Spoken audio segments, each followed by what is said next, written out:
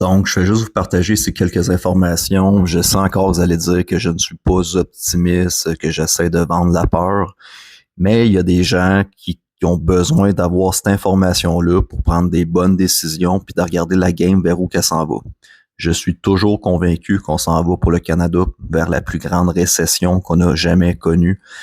Hier ici, Caroline Rogers, une sous-gouverneure, mentionne un avertissement que 60% des Canadiens pourront avoir des grosses difficultés à payer leur hypothèque avec des jobs qui seront perdus, puis le credit crunch, donc tes crédits vont être écrasés. Qu'est-ce qui est en train de se passer? Je vous le rappelle tout le temps, c'est la quatrième révolution industrielle. Plus que les années vont commencer à avancer, plus que la robotisation va commencer à rentrer dans nos vies avec les intelligences artificielles, de plus en plus d'emplois vont être remplacés, puis on va déplacer la masse de la population vers des revenus de base universels. On n'a pas le choix, ok? Je peux bien croire que tu penses qu'il y a un plan pour sauver l'humanité, mais malheureusement, fais juste regarder qu'est-ce qui se passe en Europe. Essaie d'évaluer, voir si la France sont en train de sortir de quelque chose, voir si ça a l'air à bien aller de ce côté-là. Mais je vais juste te dire que ça va être la même chose au Québec. Présentement, tu vois ici Dr. Jordan Peterson qui dit que le Canada va être encore pire avec Marc Carney. Un autre article ici du Journal de Montréal, près d'un ménage sur 5 vit sur le seuil du revenu viable. Donc, viable, si tu réussis à survivre, en dessous de ça, ben t'es pauvre, là, ça ne fonctionne plus tes choses. Fait que c'est 20% de la population québécoise. Je regarde la game aller avec depuis que Trump est arrivé au pouvoir et j'analyse les prophéties, je regarde ce que la Bible mentionne et j'arrive à une certaine conclusion que les États-Unis présentement sont en train de se renforcer pour être un pays fort, comme la Russie est en train de faire, comme la Chine est en train de faire, pour nous préparer éventuellement à la fameuse Grande Guerre. Donc cette troisième guerre mondiale qui serait l'apocalypse selon la Bible. Tous les éléments présentement nous convergent vers là. Donc, c'est-tu la semaine prochaine? C'est-tu dans un mois? C'est-tu dans un an? C'est-tu dans 3 ans? C'est-tu dans 5 ans? Mais je vois les sociétés se désagréger de plus en plus, des conflits de guerre armés qui perdurent et qui commencent à gauche puis à droite. Le bonne nouvelle, Pakistan puis l'Inde, Trump a résolu ce problème-là hier soir durant la nuit, mais tu le vois qu'il y a des tensions de plus en plus avec les pays. Et quand l'arrivée des intelligences artificielles puis des robots vont commencer à prendre de plus en plus de place, mais il va y avoir encore plus de tensions puisqu'il va y avoir de plus en plus d'êtres humains qui vont devenir inutiles dans cette société-là. Qu'est-ce que je vous explique, c'est que 80% des emplois vont être remplacés. Donc, tu dois te placer dans les 20% de la population qui va être savoir adapter, avoir des travails, gagner ta vie en ligne, être capable de fonctionner avec l'intelligence artificielle, te positionner en titre de CEO d'une entreprise que toi, tu es encore la tête pensante qui prend les décisions pour les employés et toi, tu es celui qui va engager des IA, des assistants virtuels, puis tout ça pour faire tes choses. Donc, tu vas encore gérer des business, mais si t'es en dessous dans la classe ouvrière, tu risques d'être crunché malheureusement. Donc, effectivement, j'ai l'impression qu'on ne s'en va pas immédiatement pour les 1000 années de paix.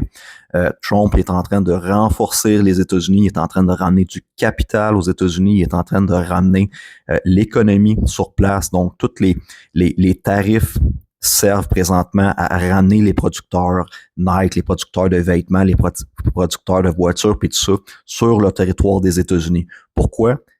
Tu dois être indépendant. Si jamais les pays tombent en troisième guerre mondiale, puis que tous tes vêtements sont fabriqués en Chine, puis que tes chars sont fabriqués au Mexique, ou sont fabriqués en Allemagne, ou en Chine, ou au Japon, quoi que ce soit, tu comprends-tu que tu as besoin de ces manufacturiers-là quand tu es dans la guerre pour fabriquer des tanks, pour fabriquer des véhicules de combat, pour fabriquer des vêtements pour tes soldats, parce que ça va venir vite, vite, vite. OK? Quand une industrie se vire au niveau militaire pour l'effort de guerre, ben si tous tes producteurs sont à l'extérieur de ton pays, puis que c'est les Chinois qui fabriquent tes chars, puis c'est les Chinois qui fabriquent tes vêtements, puis tu es en guerre ouverte avec la Chine, ben tu comprends-tu que ton pays roulera plus.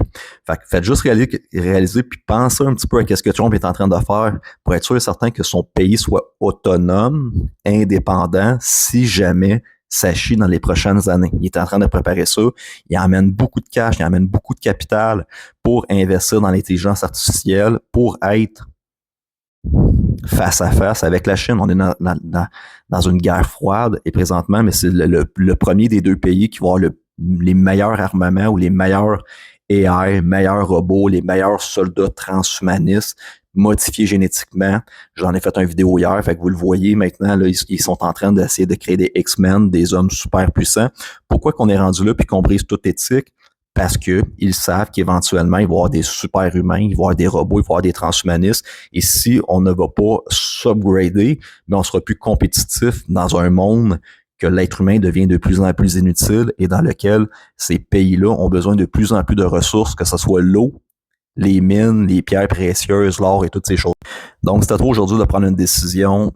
Dis-toi que 99% des gens ne bougent pas. 99% des gens ne sont pas millionnaires. 99% des gens ne sont pas entrepreneurs. 99% des gens qui sont alentour de toi vivent dans leur petite maison et n'évaluent pas qu'est-ce qui se passe dans le futur. Ne sont pas capables de planifier qu'est-ce qui va se passer d'ici 2030. Ne sont pas capables de réaliser que la robotique va changer bien des choses, puis tout ça, puis ils vivent tous dans leur petite maison au jour le jour. Toi, tu as peut-être une petite longueur d'avance que tu es capable de réfléchir, d'analyser qu'est-ce qui se passe, et c'est là que tu as un petit avantage de dire qu'est-ce que je suis capable de faire dans les prochaines années pour me sortir de qu'est-ce qui se passe là. Fait que tu deviens entrepreneur, tu trouves des solutions, tu étudies à longueur de journée, tu trouves des choses pour t'upgrader, et à un moment donné, si tu te rends compte que ça va planter solidement au Canada, tu peux te déplacer vers l'Alberta, tu peux te déplacer vers les États-Unis, et il y a encore des gens qui vont écrire, et je suis 100% d'accord avec vous, tu n'es pas plus en sécurité aux États-Unis, définitivement, si vient le grand moment de l'apocalypse ou une troisième guerre mondiale, à ce moment-là, mes amis, on tombe dans ce qu'on appelle les 7 années de tribulation, guerre, famine, la peste, des maladies, ça va être l'apocalypse, ça va être pas drôle. Mais quand on va être rendu là, on va s'organiser, rendu là. Qu'est-ce que je te dis? On ira au ciel à un moment donné, puis ça pètera. Mais si je suis capable de vivre une vie saine, une vie financièrement plus équilibrée, une vie sans avoir de pression du gouvernement, une vie qui avec des gens qui t'entourent avec un meilleur mindset sur le bord de la plage, toutes ces choses-là. Puis si c'est dans 5 ans, dans 10 ans, dans 15 ans, cette fameuse grande guerre-là, ben j'aime beaucoup mieux avoir déplacé mes billes puis mes objectifs puis de dire bon mais pendant toute cette période de temps-là, je vais avoir étiré la sauce le plus longtemps possible pour pas être dans la merde comme au Québec parce que là ils vont nous emmener de l'immigration massive de l'Europe puis ça va commencer à chier dans les prochaines années au Québec. Donc moi mon cas c'est de profiter de l'âge d'or des États-Unis pendant que ce pays-là est en restructuration économique. Est-ce qu'on s'en va vers la fameuse apocalypse à un moment donné? Peut-être que oui, peut-être que non. Fort possiblement, selon moi, parce que je pense qu'on ne peut pas contourner ce qui est écrit dans la Bible et ça va arriver. On le sent, on le voit. Mais tu as 100% le droit d'essayer d'améliorer tes conditions de vie puis d'étirer la sauce le plus longtemps possible. Tout simplement. Et chaque personne qui sont alentour de toi qui ne sont pas dans la position de faire des choses concrètes, malheureusement, vont subir toutes les choses qu'on voit ici. Et malheureusement, après 5 ans de combat, j'ai réellement constaté que tu ne peux pas sauver 100% des Québécois. Donc déjà, il y a un 80% des gens qui sont endormis. Donc, s'ils ne veulent pas connaître la vérité, si 56% de ces gens-là ont voté libéral, qui n'ont pas demandé de changement, mais tout bad, OK, il faut pas que tu perdes de l'argent puis de l'énergie pour essayer de sauver les gens qui veulent pas s'aider. Ensuite de ça, dans le restant de la 20% de la population, qui sont peut-être éveillés. Malheureusement, il y a beaucoup de gens qui ne veulent pas passer à l'action, ne sont pas prêts pour X, Y, Z raisons.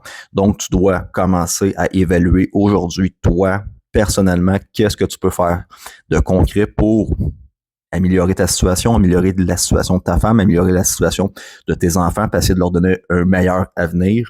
Tout simplement, c'est la seule réflexion que tu dois avoir, c'est est-ce que je suis obligé de crasher très rapidement avec le reste du Québec, ou je suis capable de faire des choses concrètes pour tenter d'améliorer ma condition, tout simplement.